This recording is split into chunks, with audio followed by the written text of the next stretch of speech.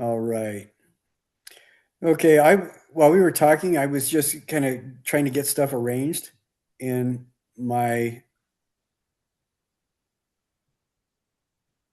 computer, and it was just irritating. The whole after I picked up, the rest of the day has been in between a mix between trying to reload the computer and get everything set up, and going to we have a bunk bed that's new to us. It belongs to my wife's son and daughter up north, and they're really super nice that they gave it to us. But because it's a hand me down, we're missing kind of just a little bit of stuff.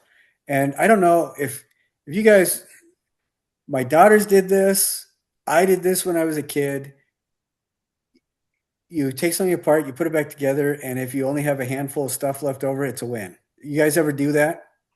Yes. Yeah. Yeah. So and that's what I feel. We started getting a little bit irritated as I was trying to put it together because we're missing some of the hardware, and then we both paused and stopped and thought, okay, wait a sec. We have everything that's important. We can find hardware. Don't rather than get stressed about it, be grateful that we have it. So, but that was so I went as far as I could. Now we've got to figure out where to put it. Then I can finish getting it together, and that's tomorrow's project. But at least the computer's working again. It was just I have no idea. I had AVG. I had just barely finished a browser history cleanse on my computer, and then the screen turned blue. And usually when that happens, and it doesn't happen very often, but usually when that happens, I turn it off, wait a couple minutes, turn it back on again, and everything's fine as it cycles up. And when it turns on, AVG is pulled up and it does its thing automatically. But for whatever reason today, it decided it wasn't going to do that. So very irritated. I'm sorry, not today, but last week, and that Yeah, I happened was just like gonna say. like right before the class.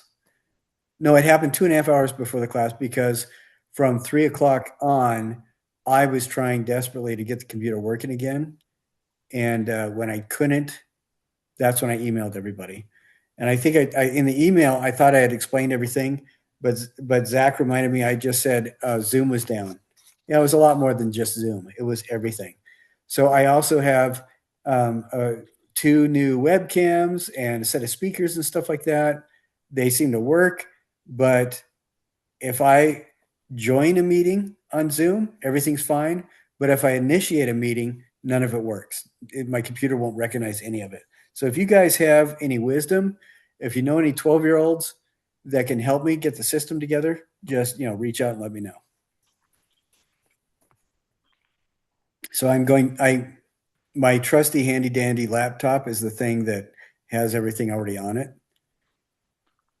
But yesterday I also this is kind of cool. My one of my kids, she works for a company they were accessing old equipment, so they had wiped hard drives of all these computers they were selling. So I got a super cheap laptop from up north, and so now we're going to work on that because I think if that one works, I'll just put everything on that one, and that will be just for the classes. But anyway, problem solved. And what it comes down to is I wanted to ask you guys what we are doing is last week we did Oceania and Mississippi. And then this week we're doing Japanese Jomon to Muromachi. And I am wondering what I'm thinking of doing is for one of those, do like a half hour to 45-minute run over and record it. And then I'll upload it and tell everybody for points. The other thing I can do is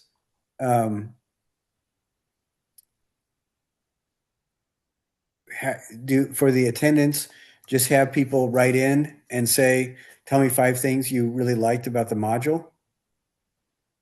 So you don't have to watch anything, but you can still get the attendance points. or another option is to do a full blown hour and a half lecture, which I think would be really kind of long and drawn out. What are you guys thinking? Yeah, Chris, smarter than I am. I don't know about that. I do think especially with how finals are approaching and everything, I don't know if the hour and a half would do as well for everyone, especially because people who aren't here with us have to find their own time to work on the Right, class, and that right, might be blocked out in the week. And so having to right. have a second one of those could be really rough on their Yeah, schedules. I agree with that. So that's hour and a half is out. What do you? I'm thinking I'm going to go ahead then and do a 30-minute one that you can watch. There's been a couple people that have gotten really confused. One person even was upset that they kept giving me um, summaries of the entire module, and I hope everybody understands by now. There's 37 people in the class. 22 of them consistently watch the videos and turn in the things. It's just 5 things you tell me that you encountered during the course of the video, and So that's it.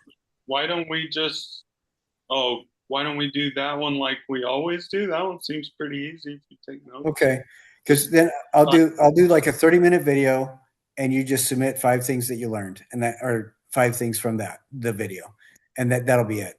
And And that's then next week or for this week right now? that's for last week. Okay. Uh, And didn't or we like actually also no. Okay. This is what I want to do. All right. See if you guys think this is okay. For last week, I'm going to change the assignment. The attendance assignment will just be if you want the 5 points for last week, write 5 things that surprised you about what you found out during the module, awesome? and that's it. And each of the 5 things have to be less than 20 words. So just a single sentence, 5 things that surprised you about the module, and that's it. I'm not going to record a video or anything. How's that? Does Well, that sound okay with you guys? Because sounds Cassandra, you brought up a really good point. Time is tight, and since people have already done the module, then I think that will do it. oh yeah. Okay, so I'm gonna write that down so I don't forget. Okay, 5 things that surprised you.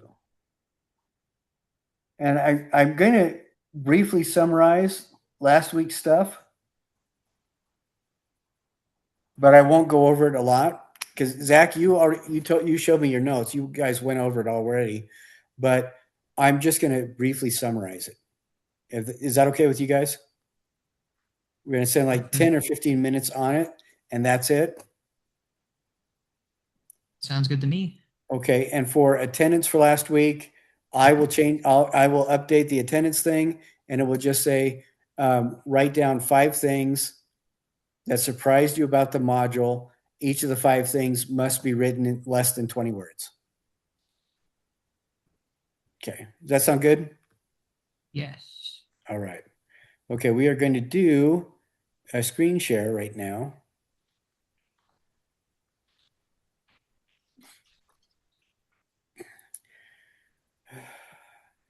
We're talking about Oceania and Mississippian cultures. Now, Oceania, and this is just last week, it's just a recap. We're going to go really quick. This right here, can you guys see this? Yes. The Yes. Tongariki? Okay. And you see this, the figurative bowl? Hmm. Okay. Oceania cultures is basically from the Baja Coast west into the islands of Southeast Asia, the really ancient habitations of old Japan, which is the tie-in to today's lesson, um, because they were the southernmost islands. There's some really teeny tiny islands off the southernmost tip of Japan, and there's some evidence that they shared some of the visual hallmarks that we associate with oceanic cultures. But so it's everything, all the islands in the Pacific Ocean, and this image right here is Easter Island. It's actually part of the country of Chile. And then you go west, you get Fiji, Tonga, New Guinea, all those islands into Australia. The original Australian inhabitants are considered by many scholars to be an additional oceanic culture. I think in part because the ones that live on the east coast of Australia, they did do quite a bit with New Zealand, and New Zealand is very solidly oceanic, the Maori. And but the culture of Indigenous Australia is incredibly ancient, and it doesn't fit anybody else's anthropological expectations. You guys know about, written history is only 7,000 years old, but oral histories, many cultures had oral histories where people would memorize things. That's where the minstrels were during the Crusades we talked about, but also throughout Africa. The traveling minstrels there were called griots, and they would do everything from memorize contracts between people, and the contracts would have the subclauses, the small print, everything, but it would all be memorized. It was a non-written culture of memory, and so they had history going back that was memorized for about 1,200 years in a lot of these areas. But in Australia, that verbal memorized history blows people away. There is a memory that is kept alive by the rememberers of the Indigenous Australians of an astronomical event that happened 50,000 years ago. Can you believe that? I remember hearing about that, and it still like just doesn't feel real, but it No, is. yeah, that is older than any of the surviving cave art in Europe. That's the thing that completely blows me away. And then the Mississippi culture, what we're talking about is, when I was growing up in fifth grade and stuff like that, Indians were awesome. They were so cool. As just as a cultural reference. And I actually grew up with three Dene brothers and a Shoshone sister. And so I have a little bit different relationship with that kind of subculture of 1970s, 1980s America than a lot of kids. But there was this propounded fiction of the unlettered, uncultured, illiterate noble savage, the high thinker. And I was surprised after schooling, so we're talking mid to late 80s, when I started discovering that the founding documents of this country that set the pattern for republics around the world were heavily informed by the Dakotas and a lot of the indigenous nations that the founding people of the U.S. encountered. Because of their documentation, a lot of it was not written like we're used to, but there was a definite history there. And one of the reasons why we don't know much about the Mississippians is because with Western expansion, one of the mandates was that, the land's yours, so do whatever you want. And so none of the in situ elements survived, or very little of them. And so that whole culture, which is right here, can you guys see this? It's a map of the world. Mm-hmm. Okay. The Mississippian culture is this. It's called that because it's the people that lived where the Mississippi River and all of its tributaries and connectors drained. So this whole big area right here, it was almost entirely wiped out because of European settlers. Not because they were evil people, but just because they were told, don't worry about anything. And so they'd find stuff, they put it in a barn. And it's just in the last 30 years that people have really started paying attention. But this is the Pacific Ocean. This is how big the Pacific Ocean is. Okay, these are all the continents easily fit in the Pacific Ocean. And if they were all there, so if the landmass of the Earth was doubled, you'd still have these gigantic waterways in between them. Isn't that absurd? That's how much water it is. And the people in the oceanic cultures from, and some people count the Aleutians right up here, but you got southern Japan, you've got Southeast Asia, the islands, New Guinea, down to New Zealand, and all this kind of stuff, Australia. You get all these islands that are separated so far by water. But I actually spoke to a Maori elder. He was telling me that the sailors could lay on their backs on their boat while it was in open water and feel the ocean floor. I didn't believe it until I was watching a documentary. I was polite to the guy, but I didn't believe it until I watched a documentary where they interviewed some of these traditional sailors, and they said, "Yeah, that's how we feel our way." We're right here. Okay, this is Washington State, right through here, and right here, this is a river. This is where three rivers come together: the Yakima, the Columbia, and the Snake. And then the Columbia winds its way all the way down to the ocean right here. So where my mouse is, can you see my little pointing finger? No. Yeah. Okay. All right. In this area right here where it's pointing, where these three rivers come together, there's three cities called Richland, Pasco, and Kennewick. And Kennewick, just a couple miles outside of Kennewick, along the banks of the Columbia River, a couple people were exploring, and they were scared spitless because they found a human set of bones, human remains. Those human remains are the oldest human skeleton found in North America. And it was called the Kennewick Man. It's, it's over 10,000 years. Somebody dated it to like 14,000 years old. It's old. It's old. There's evidence of human habitation in North America going back at least 20,000 years. But the Kennewick Man, when they did facial reconstruction, there was enough of his skull. He actually looks Polynesian.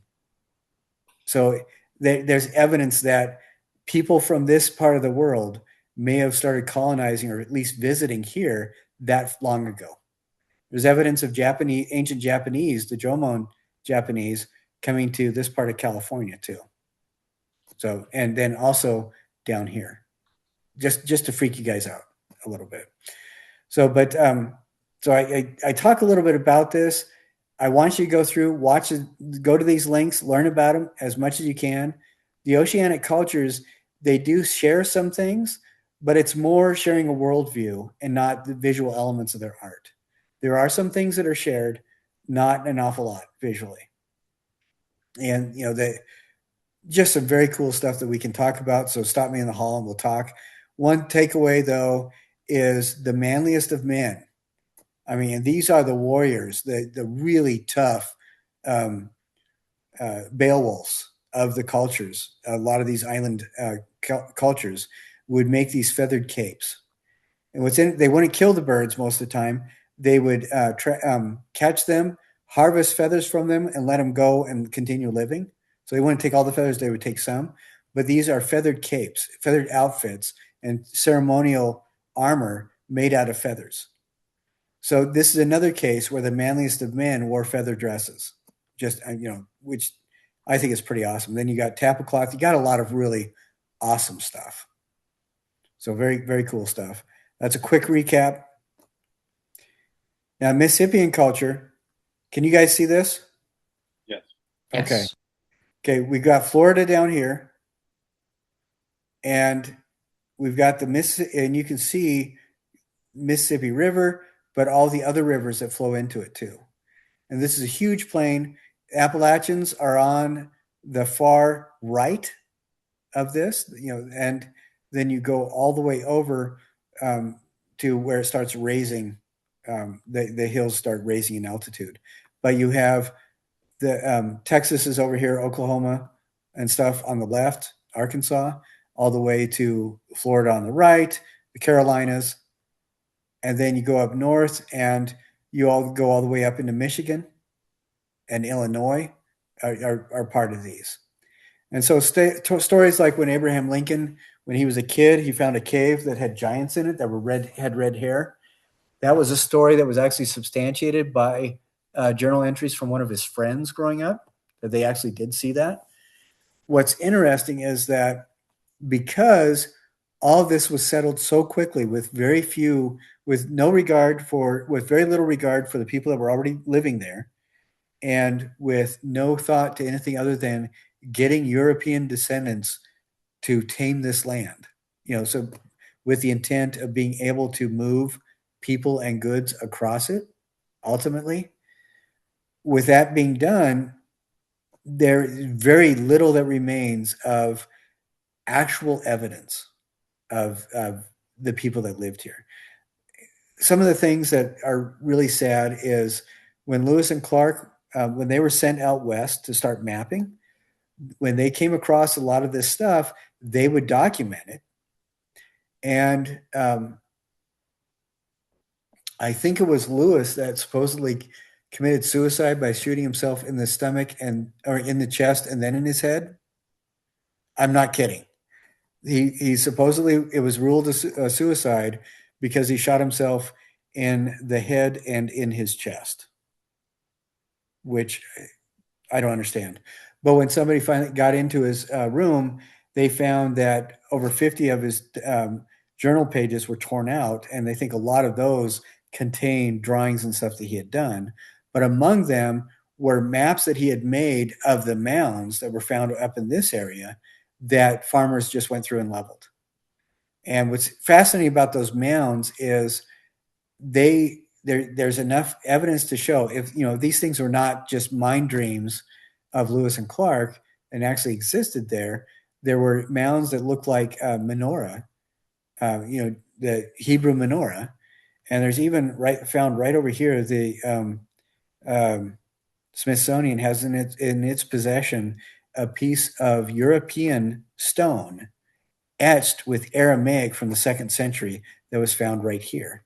And then Lewis and Clark found mounds over here that were in the shape of a menorah. So the point of that is there's a lot of stuff going on that we may have lost forever just because it wasn't important at the time to save it.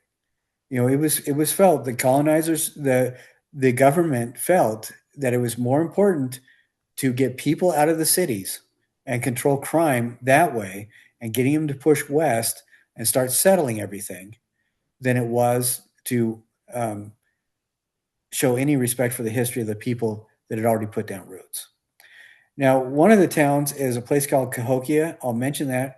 Cahokia, I believe it's right. Let's see, where is Cahokia? Cahokia is right around here, I believe. But this is another thing where you can kind of see the reach of the Mississippi culture was from about right here all the way over here, and they traded down to Florida, got a lot of eastern Texas and everything right around this whole area. But Cahokia was a city that right here. We'll click on this really quick. The Cahokia Mounds, and it's in Illinois. So a lot further north than where I was pointing at you. But this is a site it just looks like hills right now. But the hills were intentionally planned. This is called mound architecture. It is a style of architecture. The insides, a lot of the times it was made by people filling baskets with dirt and then tamping the dirt down and making these gigantic structures. This is how the earliest pyramids in China were made, and the earliest emperor tombs were made. There were pyramids made out of tamped earth. So there are ancient pyramids that are 1,000 years older than any of the Mayan stuff in North America, and now they're just called mounds. But so Cahokia in Illinois was a city at its heyday, was about 1,000 years ago. It was about 5 times bigger than Paris, France at the time. And it was a center for trade, and it was just astounding. And we don't know anything about it today. If you can imagine all this, when farmers would go in, they'd find mounds, they would level the mounds, they would dig up stuff. Sometimes a lot of the artifacts that people find now of the Mississippian culture were things rescued from Grandpa's tool shed, essentially. So it's really hard to find specific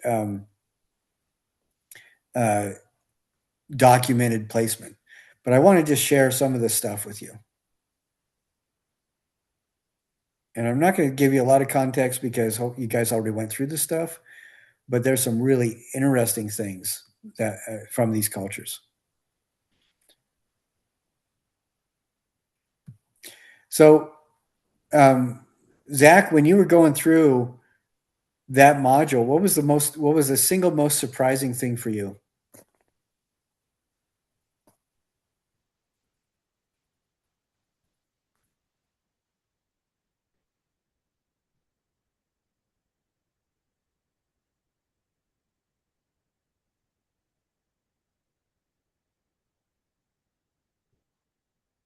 Like he's muted. Oh, okay. I'm sorry, Zach, you muted. Sorry, I was talking that whole time, thinking I wasn't talking.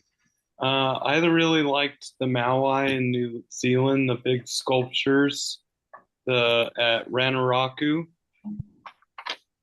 I think I did my thing on them and those mounds, the Kokia mounds in Illinois. Just the size and grandeur of them. I liked that the Moai statues in Ranaraku. Am I saying that right? Let's see. Ranaraku. But there was over 500 of them carved out of Oh, volcanic stone. yeah, you're talking about on Easter Island, Yeah, the Moai. the Moai. Moai, Yeah. right? Yeah, Uh, and it's Rapa Nui. learning how they Rapa Nui? Yeah, is the name of the island. Yeah. Okay. That they dug over 500 of them, and they'd have hundreds of people, men and women, carrying these things down. They would have they would spend weeks on each one, and then they would try to get them out, and they would still break when they were getting them out or getting them down the hill to where they were supposed to be. They would break, and so there was parts of them scattered all over the mountain. I thought that was really cool. Oh, you talk the word you were saying it was Ananaku, right? No, it's Ranuraku. Ranaraku. Okay. All right. I'm getting my stuff That's the confused. name of the site that the big heads are actually Okay. All right. not where Yeah. they're not there where they were taken out of the ground Right. Right. Right. where they Yeah. went. Rapa Nui is the name of the entire island, and you're talking about the specific site. Yeah. Yeah. Right now, there are 9 people in the world that speak Rapa Nui. I've heard of lower numbers for many languages from a lot of Mesoamerica as well. Yeah, yeah, it is really low. But the reason there are actually 9 people speaking it is because 10 years ago there was only one, and there was a documentary that somebody did, and her granddaughter got really upset that there weren't any people, so she actually got a grant to start studying from her grandma, and she started recording everything, and she started making in high school, and she started making syllabary and everything, and that's why. So the Rapa Nui almost died as a language, but it's because of somebody's granddaughter bringing it back. But yeah, Cassandra, there's some languages in South America that only a couple people speak, and yeah, it's pretty amazing. All right. Well, it's sad, but it's also amazing that we have the technology now that people can actually save stuff like that lady on Easter Island, her granddaughter saving it. I think is pretty awesome. All right. There's 2 things that I want to do now. So that was a pretty quick recap of everything. Again, I'm going to publish the attendance. So you just list 5 things that you learned that surprised you during the module, and that's it. Does that sound okay with you, Lindsay?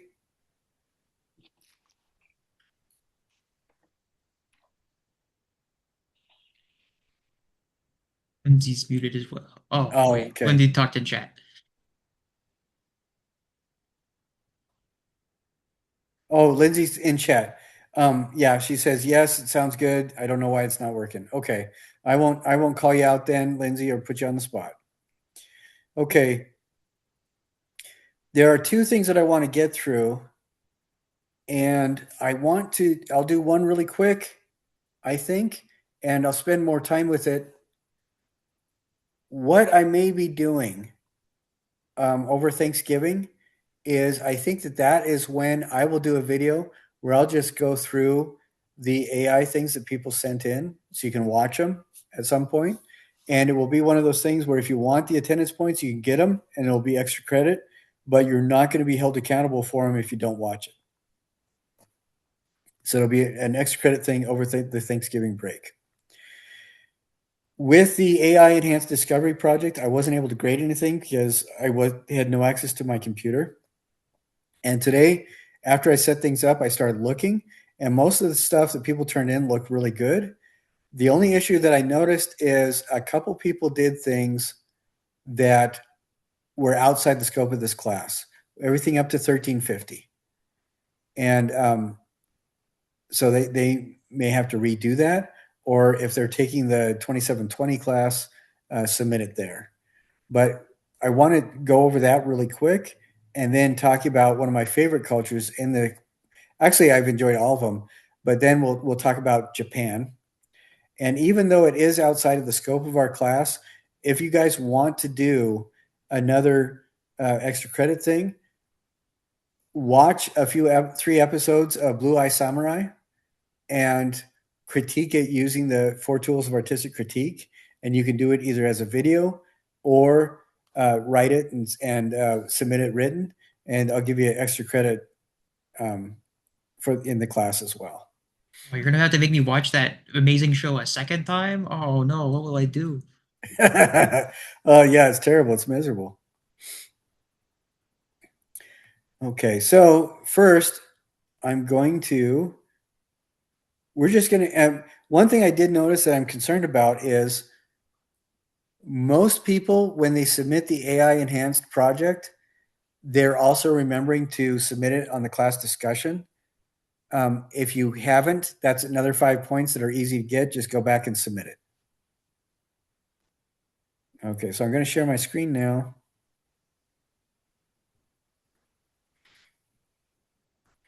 Okay, can you guys all see this?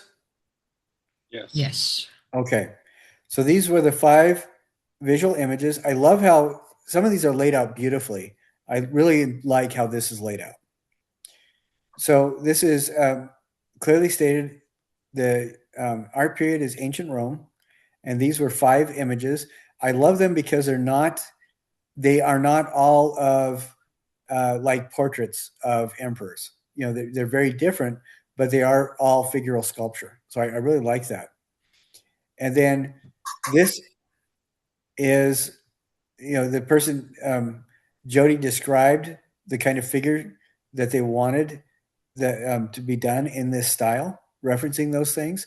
This is the first image. Then they talked about it a bit, and then so they fully critiqued it, which I think it did a beautiful job. And then prompt number 2, they changed it and then showed this. And I don't know which one you like better, but I find that this one looks very intimidating, and this one looks more thoughtful. Somebody that life is very serious about life, so they're very serious. But this feels a lot more less intimidating than this one. This is, do not mess with me or my children. And this is, I'm thinking, don't bother me. But I thought this was another excellent submission.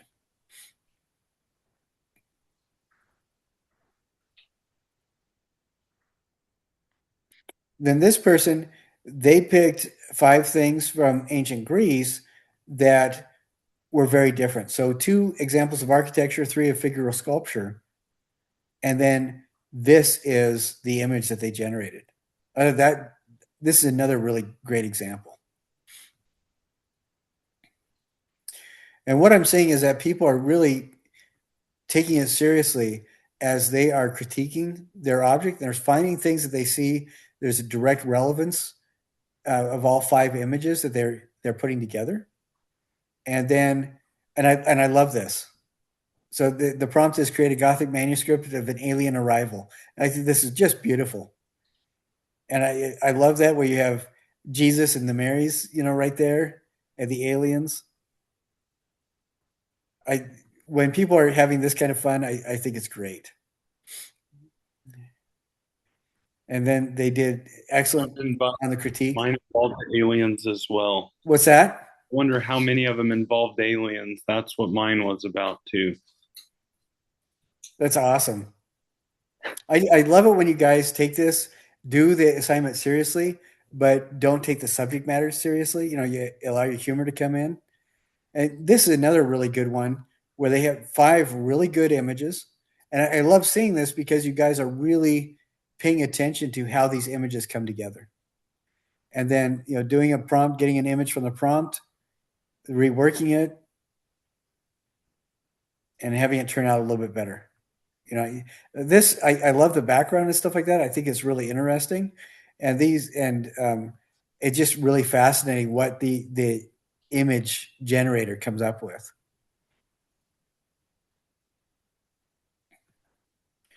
So this is ancient India. The images are great again, and this I think is just really nice. And I love how this looks like it was something that, they actually went to India and took a photo. I think that this is excellent.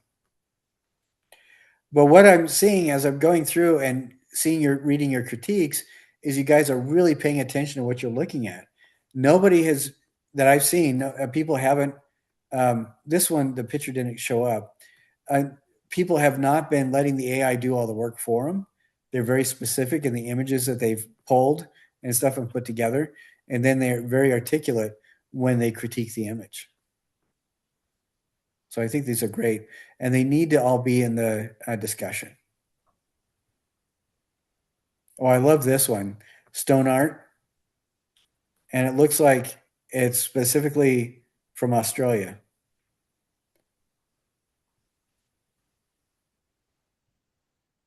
Pretty cool stuff.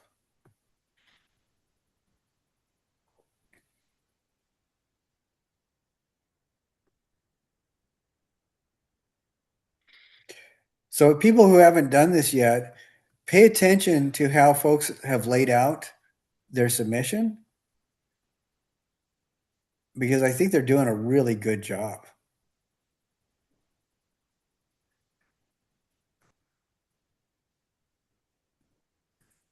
So the imagery is looking really interesting.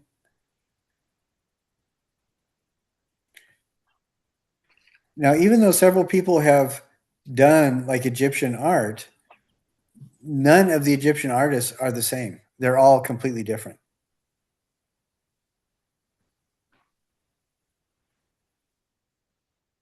And I love this. Looks like somebody who's on the ground taking an image while they're exploring a tomb. So I think that they did a really good job with this one.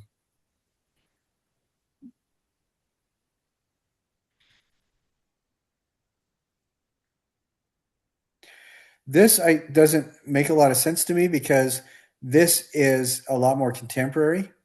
It's interesting, but it does not fit the scope of the project. It needs to be art before 1350. But it looks to me like they have a pretty good idea of the result, but we don't have any of the 5 initial images. So this is not fitting the assignment. And then every once in a while, we'll have something like this. When this happens, you'll get a 0 from me because I can't access the imagery. I can't access the assignment. And all I ask you to do in that case is just see if you can condense it. There are file condensers that are free, and they can condense the memory of the file. And then just once you do that, resubmit it.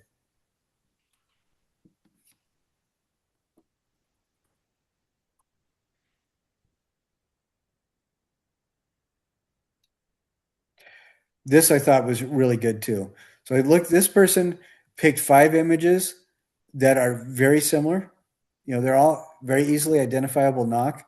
and Caitlin actually explained why a little bit why they picked them. And then this was the first image and the second one.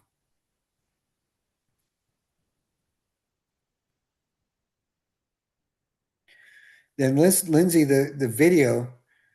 I think we already watched this the Bigfoot, very very good one. I'm so glad that was the first submission because it really did well.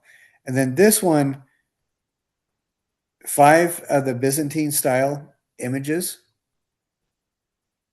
and this person even went through and listed the elements from each one, which is really great.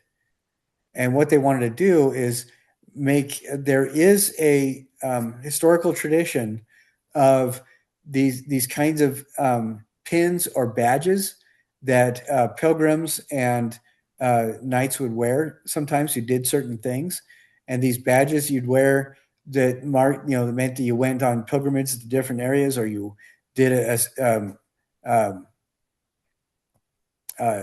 knight's errand or whatever in one area or another. And that's kind of what this person is doing. And it is an actual historical thing. And I love, it looks very contemporary, but there is a strong historical tradition for this. Now, one thing that you'll see is this cross right here that's upside down. That is, in this context, it is not a satanic symbol.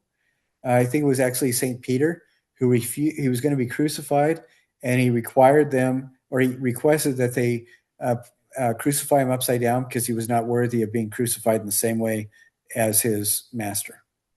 And that's where the upside down cross comes. So it was a sacred symbol at that time, still. So very interesting.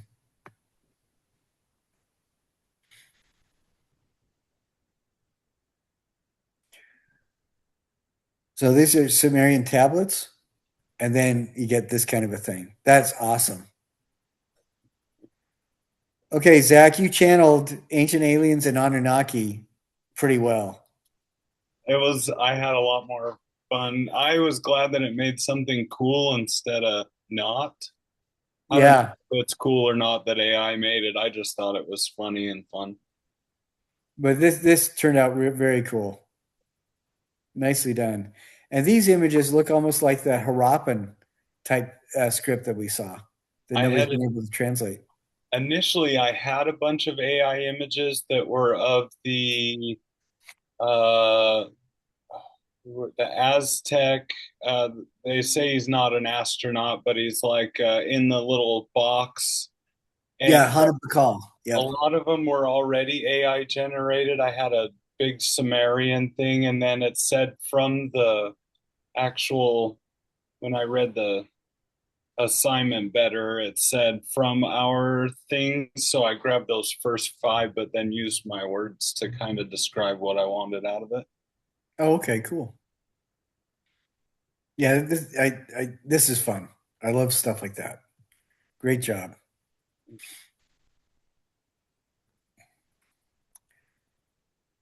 Okay, and this is from Kamakura pottery from the time period that we're going to be looking at today.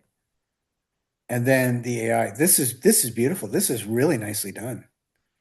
It's one of those things that's a lot more subtle, but I love stuff like this because it's evidences that that you guys are really looking closely at stuff. So and you get the textures matching and things like that. That's exciting to me because it means that you guys are interested enough in the class that you're doing it. Oh, red figure pottery. Excellent. This turned out really well. Cassandra, this is the AI image, right? Yep. Frankenstein, Prometheus.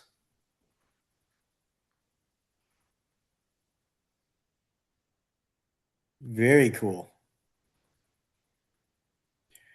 Was it successful? I feel like the first one was better, and I kind of really discussed that within like the The context? yeah the like notes at the like the because we reevaluate the images and compare them. Right. I kind of just discussed all the things that I tried to specify in the prompt, but it just made it either overdid it or underdid it when I asked Right, it to right. do something. No, and that's one of the reasons why I asked you to do this only twice, because otherwise we'll keep fiddling with it. And it was more, it's an exercise to do what you guys have been doing with it, not to keep fiddling with it. Okay, this video, I will upload that and we'll watch it another time. Another video, excellent. So that's both Millie and Nicole did the same thing Lindsay did.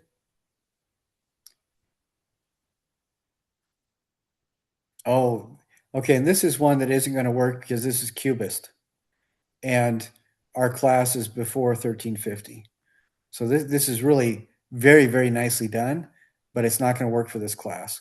So I'm hoping ASIN is taking my 2720 class because that would be perfect for it. Oh, very cool. Oh, wow. That's really interesting. I think in my view, this almost feels a little bit better just because, but it has red in it too, which is not something that they did very much. That's really fascinating.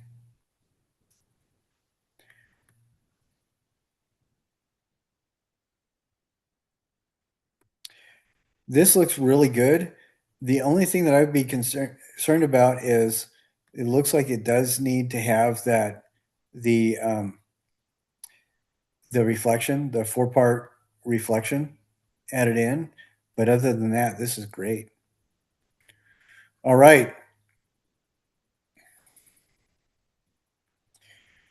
I wanted to share those examples with you guys really quick because it's amazing what everybody's was doing. Very, very cool looking stuff. Okay. So I'm going now, we're going to shift gears again totally and start talking about Japan. When I was about 12, I knew I was going to end up living in Japan. And so I learned everything I possibly could about it. The emperor who brought China together as an identity was Emperor Qin. And that was about, I think, what was it, 4th century, I think, BC.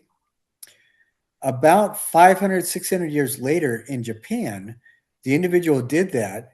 They did not, Japan wasn't fully united until another several hundred years, but the individual that really made people believe that these islands were all connected was actually a woman, Onobugeisha, who she was an empress who was not only an incredible leader politically, but also was an incredible warrior on the battlefield. And that's, I think, 2nd century Japan. But definitely, as you go through this, watch this Japan history in 8 minutes and watch these little things to introduce you to about some of the ideas, some of the elements of Japan that we don't really think about. When in the view of the samurai for the West was really, or the contemporary view of samurai, how people view samurai in Japan today was really established with cinema and Japanese TV shows right after World War II and moving forward into today. And this is a time when a lot of the elements surrounding history were assumed, and that's why today people would be very surprised to find out that since the 2nd century AD forward until about 300, 400 years ago, about 20% of the samurai, that's 1 out of every 5, were women, Onobugeisha. Did you guys know that? I didn't. Cassandra, you did? I did, or I didn't know. Oh, okay. Well, and then Kabuki got its start right towards the tail end of what our class focuses on. So I think right around 13th century, 12th century, right around there. And Kabuki the start of kabuki was basically um, people on market days entertaining in dry creek bed areas so that folks could watch the entertainment by uh, standing on a bridge and on the banks of the creek. And they were plays that were very dramatic, very simple, and had very simple but flashy costumes. You could always tell who the villain is. You could always tell who the hero is. You could always tell who the young man with incredible moral turpitude was. You could always find who the beautiful and innocent young woman was because the costumes and makeup and stuff like this. And but in addition to the morality plays for entertaining people, in kabuki they also did really harsh political commentary under the guise of the harlequin or the jester. A jester can say nasty things about politicians because they're just clowning around, and that's one of the reasons why they survived for so long, is because everybody knew you couldn't take them seriously, and so they could get away with saying stuff. Right around the end of our time period, beginning of the 14th century, there was a very conservative movement in Japan politically.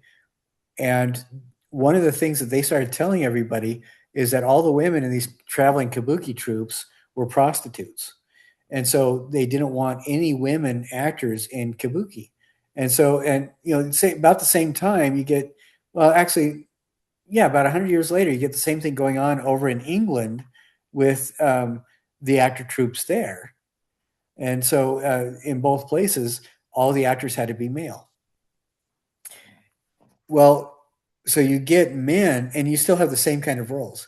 So in kabuki, you would have men, people that were born male, who would have families and raise children and do gardening and stuff.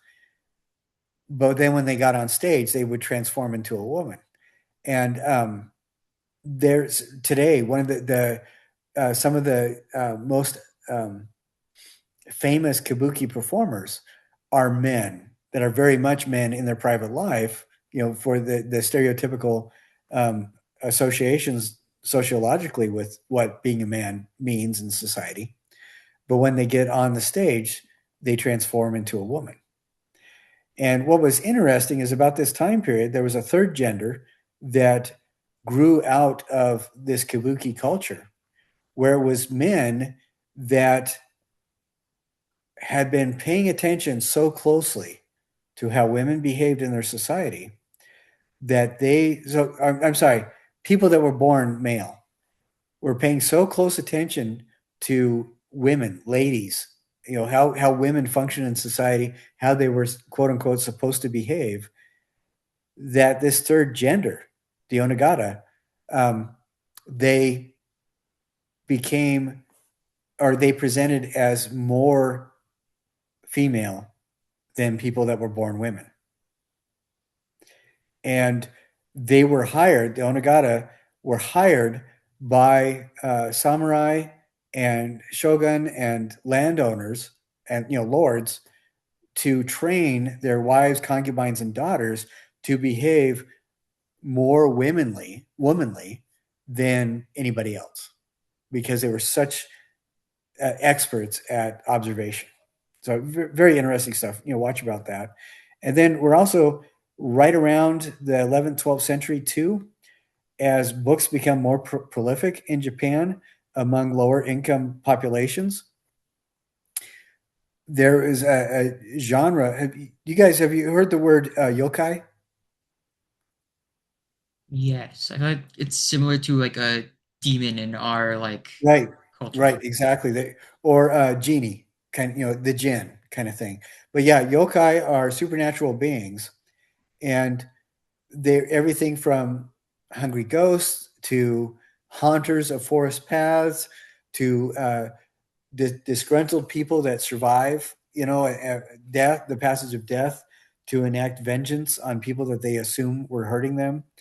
But the yokai literature, it's a whole bunch of books and paintings, stuff to entertain and fill up libraries that are just of absolutely horrific images. visions of everything from visions of hell to terrifying things that would frighten kids into peeing the bed whenever they heard the wind uh, blow a stick against the outside of their house. Just really horrible stuff visually. But the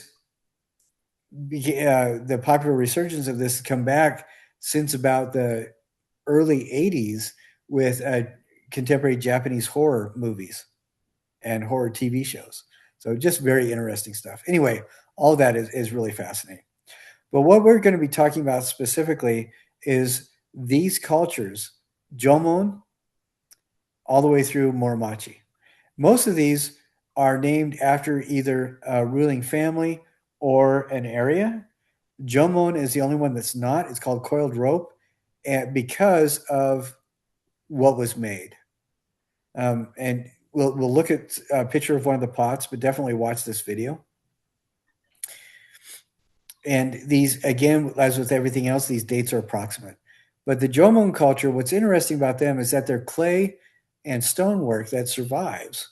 And there's even potential architecture underneath the water off the southernmost tip of Japan.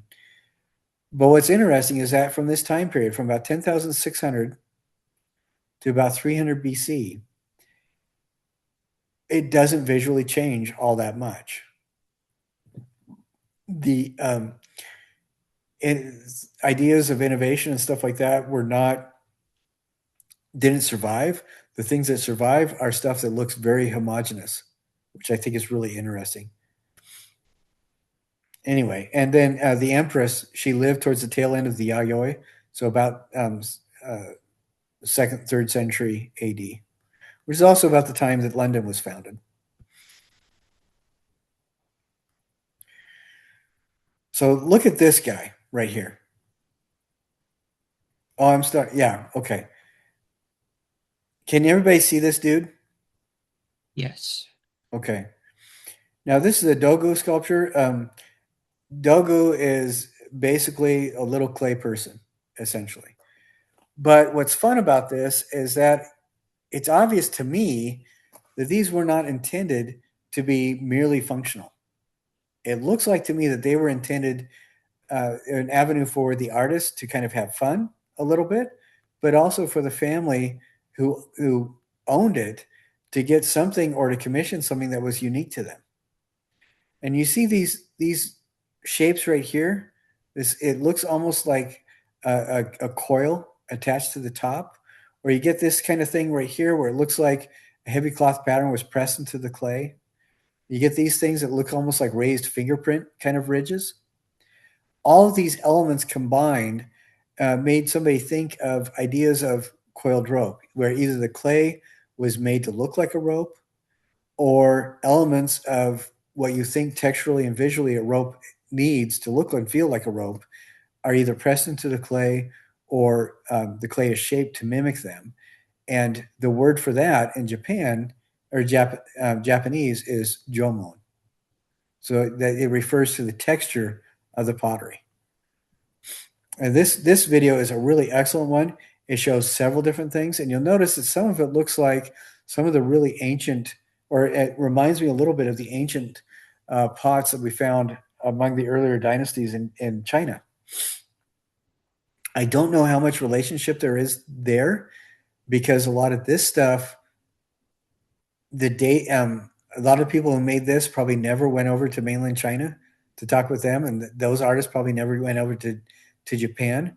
I think it's an example of people with this who are both really smart, trying to both solve a similar problem, coming up with similar types of things. But that's for these vessel shapes right here. But these kinds of things right here are so unusual.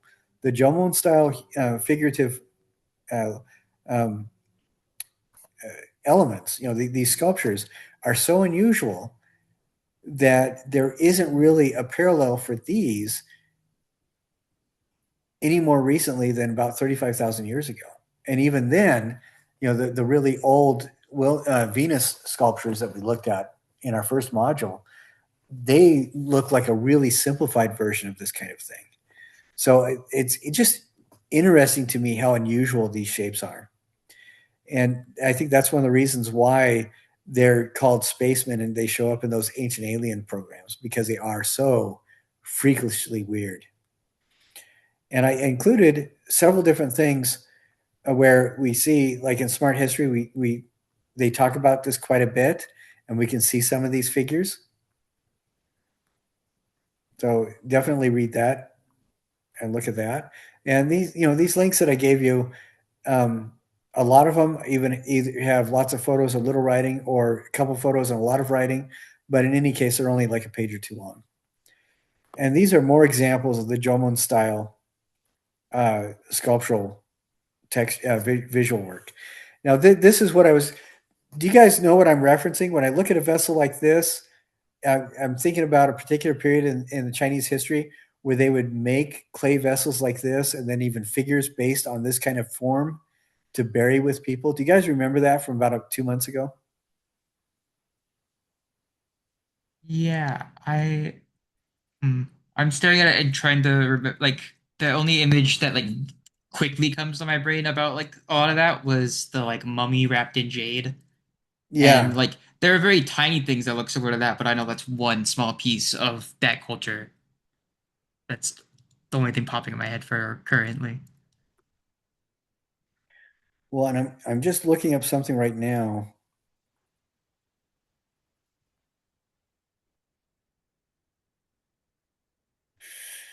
It was it was the Zhou dynasty. Zhou dynasty, Zhou, and the pottery that they did were these based on the just cylinders. I just thought that was very, very interesting. And of course, this right here is thousands of years older than anything that we saw there. But I just thought the shapes were interesting, fascinating, and just beautiful work craftsmanship with the things that were chipped. This process of chipping is knapping, and it's usually done with a stone that has something like a glass-like texture, so you can get a very, very sharp edge. But I love these kinds of um, very interesting stuff.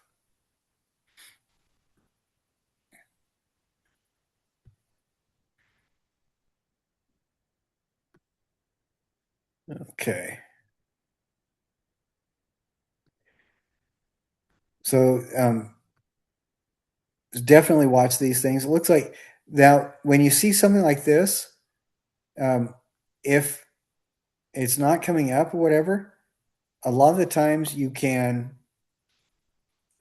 hit different things, copy the video URL, hit that, open up another window, and then play the video in it, and then you can still watch the video. But the Yagoi is a culture that was from about 300 BC to 300 AD. And this, I think it reminds me an awful lot of some of that other Chinese stuff that we did look at, the Han era bronzes, for example. This looks very much like that. And it seems to me, we do know that historically, people from mainland Asia were kidnapping Japanese craftspeople, warriors and fabricators, taking them back to their countries, like in Korea and other places, to teach folks there how to do stuff. And do know, then there is historical record that Japanese leaders did some of the same kinds of things. And so there is, if this looks similar to somebody else working on stuff like this at the same time, it may very well be that this is the bronze I was talking about. It may very well be that they look similar because craftspeople were kidnapped and taken back and forth. So stuff like that did happen.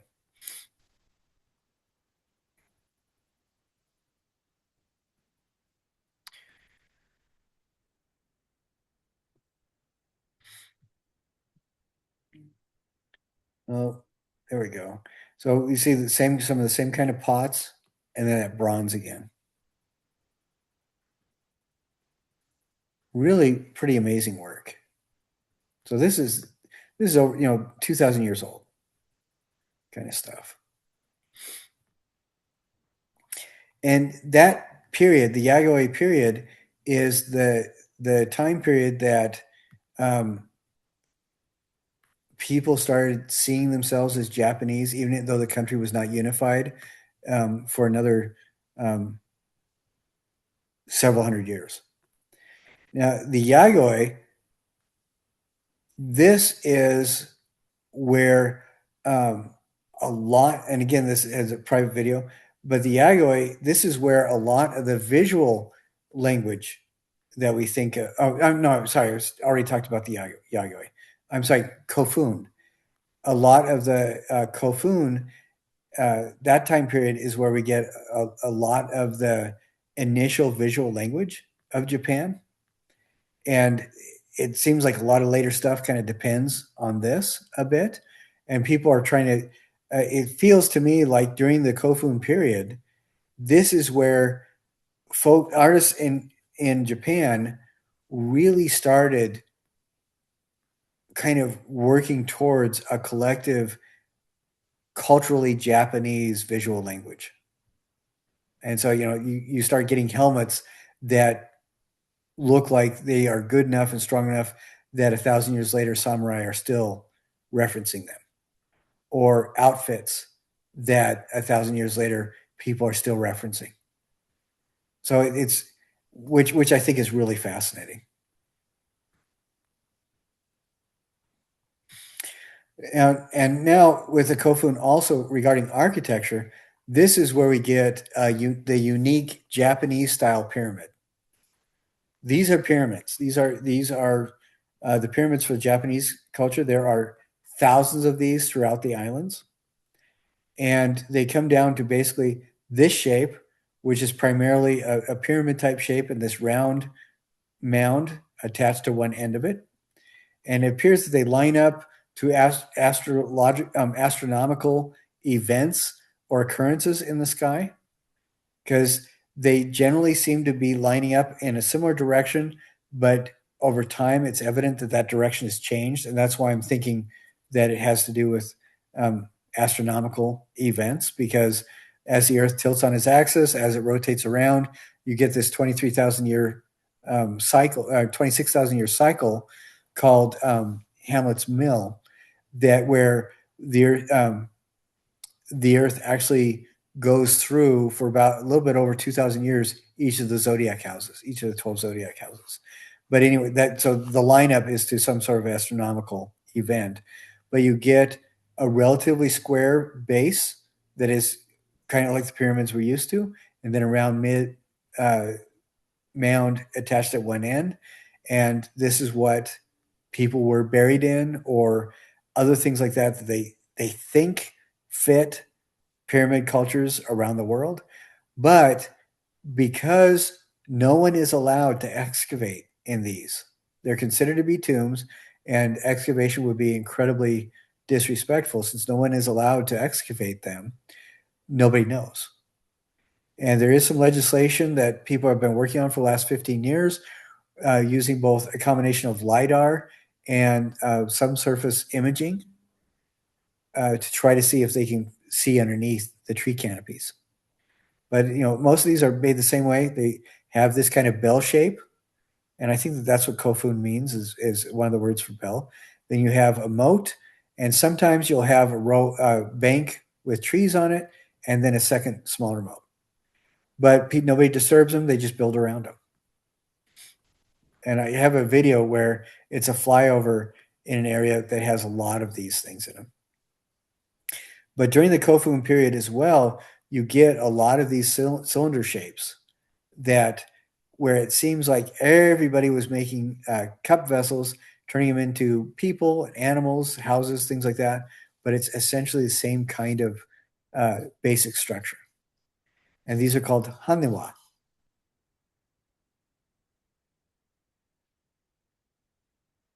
So this is a haniwa warrior and a haniwa horse, and then some other things right here. There's some good videos right there, and then this shows a lot of these Kofun pyramids that I want you to take a look at.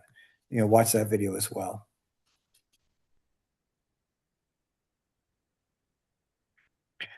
So this is one of those things where, again, the period of history is not named after a person or a place, but it's named after a thing. So the Jomon was named after coiled rope texture, and Kofun period is named after these very interesting Japanese pyramids. And then the rest of the module is pretty much going at breakneck speed over a period of about 700 years through several different periods. And each of them are marked by very specific things that happened historically. And I would definitely, for each of these periods, pick a couple of videos and watch them, look at the articles and stuff and check them out. Definitely. It gives you a little bit more of the background. Now, Nara is important. This is the Nara period happened within right after the Asuka period. And towards right around the Asuka period is when Buddhism came into Japan. Before that, the prevalent religions were shamanism and Shinto. And Shinto is not a religion like most Westerners are comfortable with talking about. Shinto is more an awareness and a desire to live in harmony or influence elements of the world around you. There's something called the kame. You've heard the word kamikaze, right? Yes. Kame is a spirit, kind of.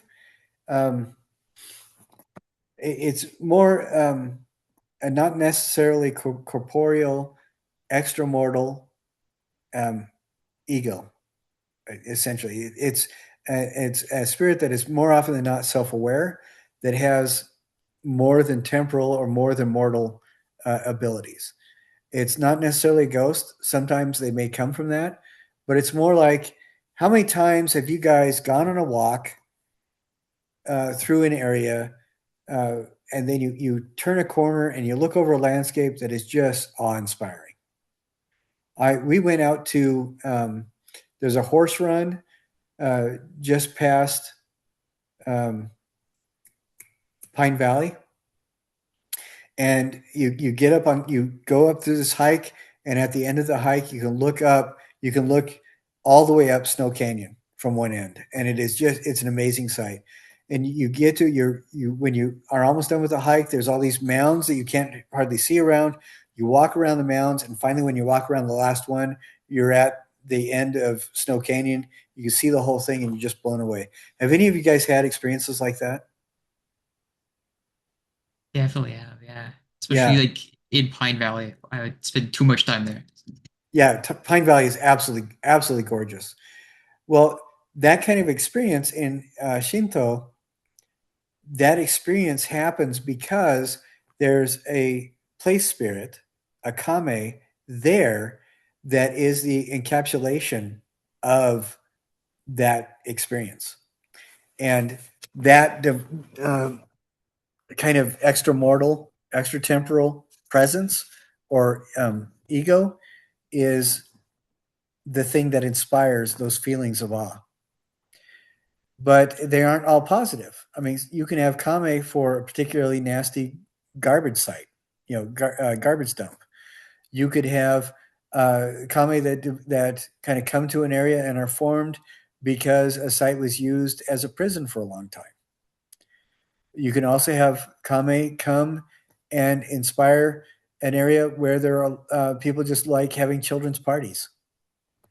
You turn a corner and see a tiny, perfectly formed waterfall, or beautiful grove of trees.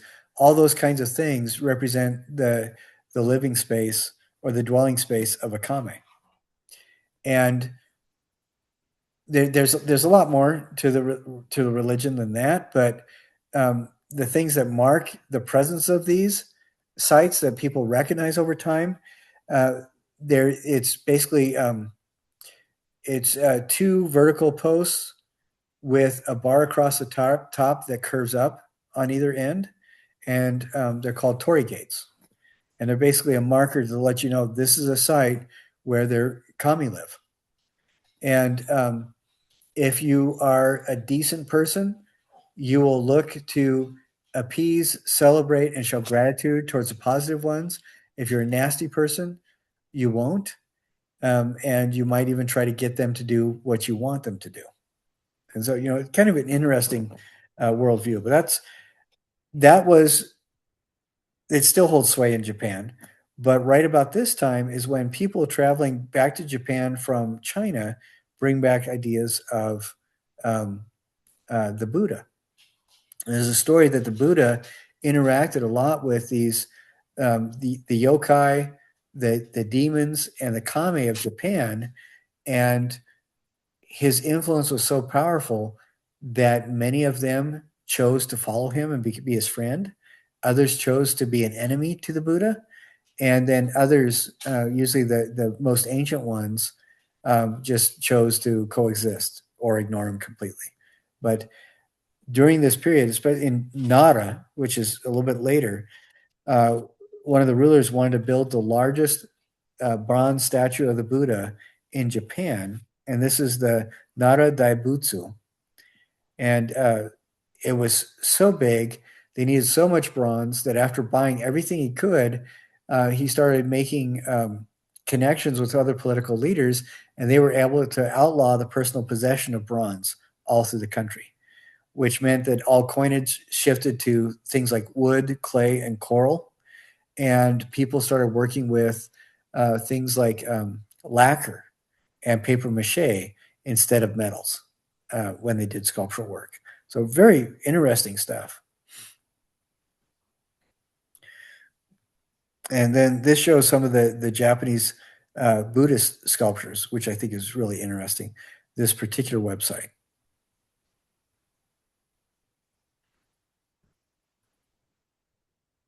So some very, very cool looking stuff.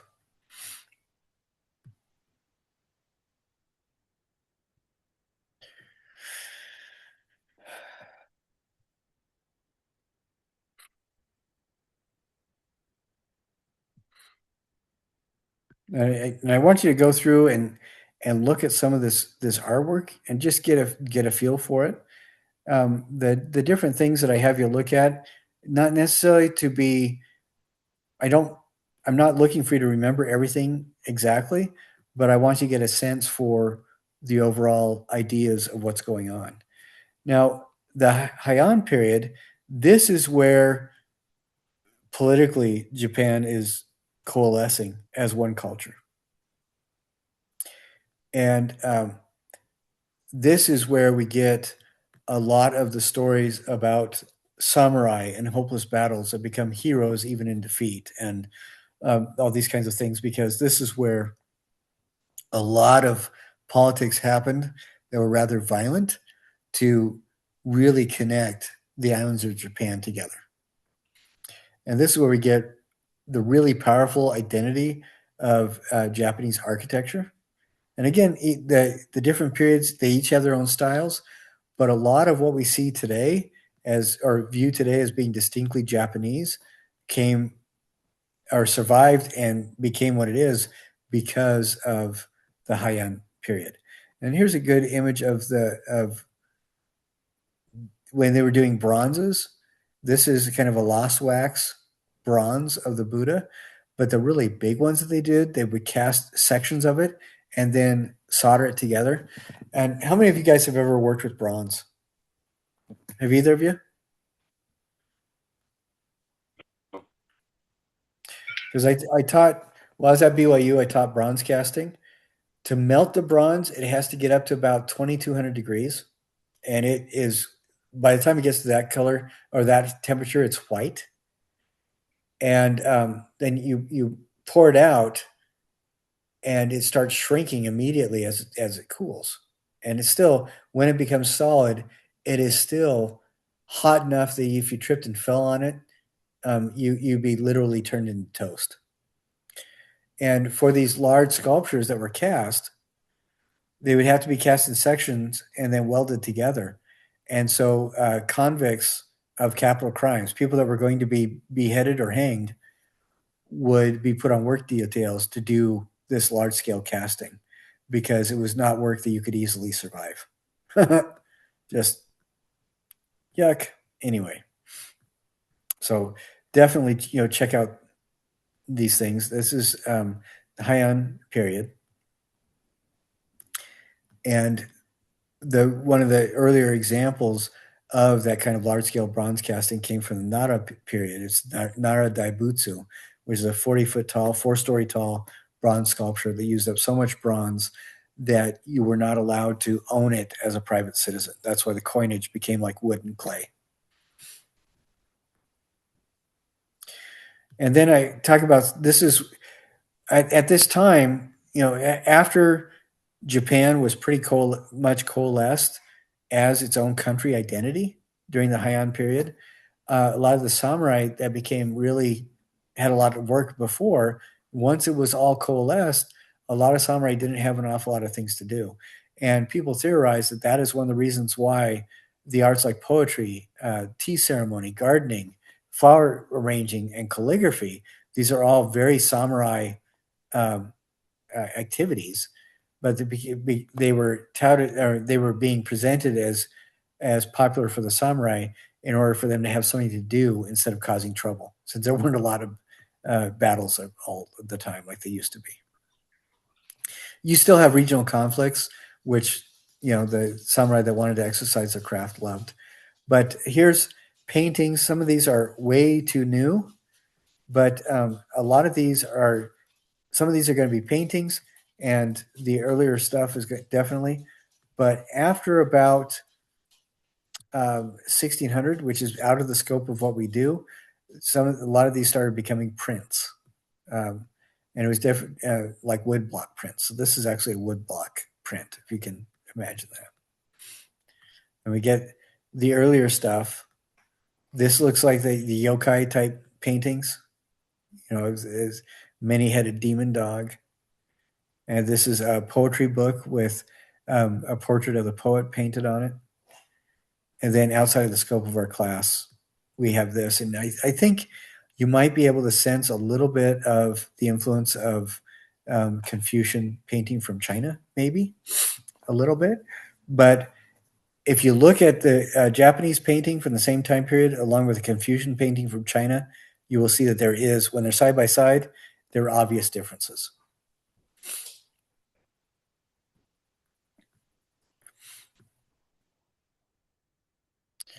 So the Heian period went into forming a national identity, and then the Kamakura is where we really go high, and a lot of attention was given to some of these artistic activities that were specifically that samurai were specifically encouraged to engage in to keep them out of trouble. And that is kind of tongue in cheek, but you look at this stuff when you think of a samurai, a warrior, they're the equivalent to the European knights, and there weren't an awful lot of knights that were calligraphers in Europe, or flower arrangers, or enjoyed pruning a garden, but there were a lot of samurai who did. So here's some really very nice stuff from the Kamakura and Nanbokucho periods. Very interesting paintings. And you see some of the armor, very much what we think of today as samurai armor. Pretty much established at this time period.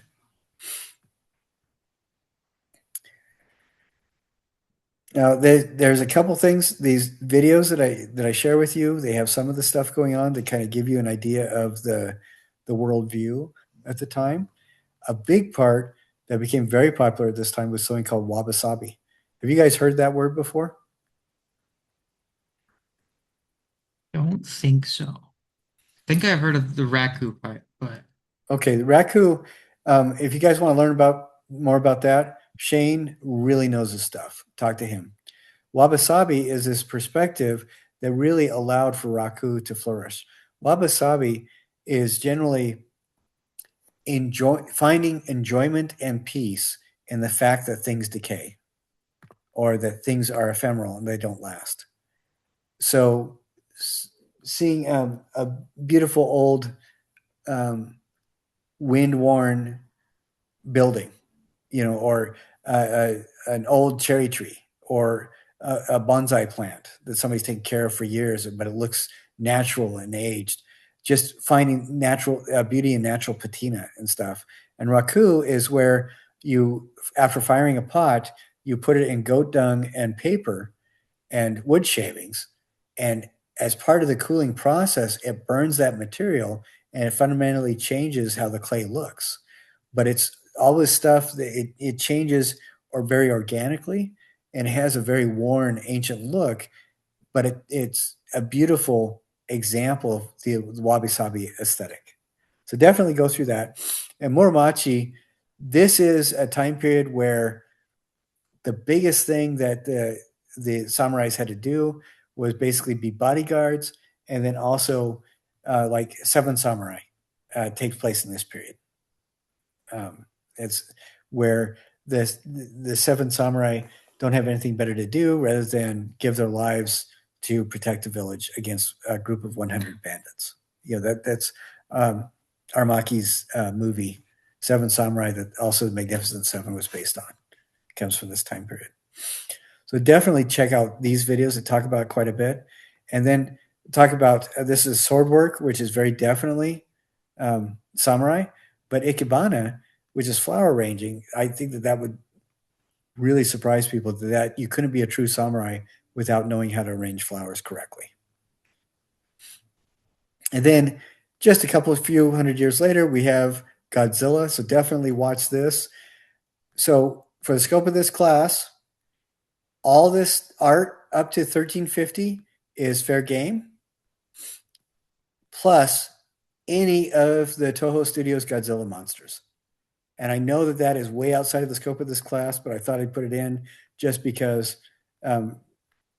Gomosaurus is taking a bow, and just the Toho monsters are really, truly awesome. So now I know I went over a couple minutes. Does anybody have any questions about some of the stuff we went through in a flash? I think it was the name of like the arches and the spirits that were like tied to a presence and like a feeling before. I know it was a bit ago. Oh, Shinto Yes. and the Torii gates. Yes. So the Kame are the spirits, Torii gates mark their presence, and Shinto is the worldview, faith, or religion encompassing it. Awesome. Does that help? I missed the name when writing my notes. And again, for attendance points for last week, I'm just going to ask people to list the 5 things that surprised them about Cahokia and the Oceania cultures. All right. Thank you for being with me. I apologize for going over a little bit, but I do appreciate your patience. And hallelujah, the computer is fixed and we can have meetings again. If you guys do have questions or concerns or anything about the class, talk to me. I think, are we meeting next week? It doesn't say so in the calendar. It says that next week is a full break, and then we meet on the 2nd. All right. Then I probably our last period will be the week after that. And next week is when I will share the AI stuff with people. And so you can watch it for extra credit. Does that sound good to you guys?